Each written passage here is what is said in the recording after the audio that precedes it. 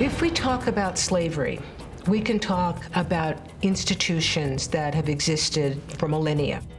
Slavery wasn't invented when Europeans discovered Africa. Slavery is as old as civilization itself. Slavery has been a constant in human history.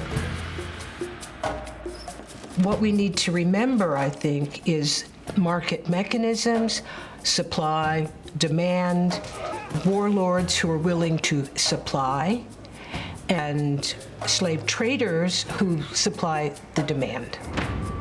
This is something that happens all over the world, and it happened in very large numbers in West Central Africa when the Portuguese first came. When Europe encounters Africa in terms of slavery, they encounter indigenous systems of captive labor or slavery. And so there's a way in which they are able to tap into existing networks and gain slaves. But there's a very important distinction to be made in terms of the forms of captive labor that Africans participated in with each other versus what would become the Atlantic slave trade.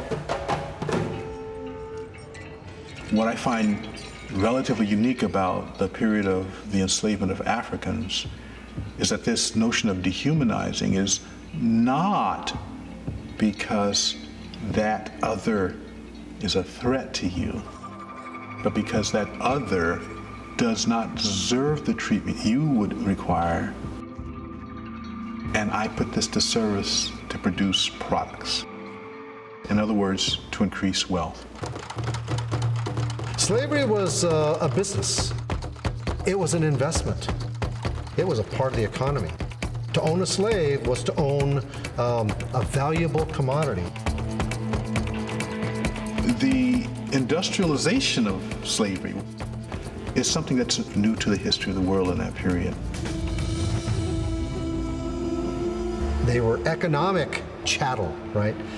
Investments that were absolutely key to whatever enterprise you use them for. The African slave trade was a conspiracy, unfortunately, between avaricious Europeans and avaricious African elites. Without the two working in harmony, the slave trade could not possibly have manifested itself in the way that it did. It's one of the most horrendous and painful moments in modern human history.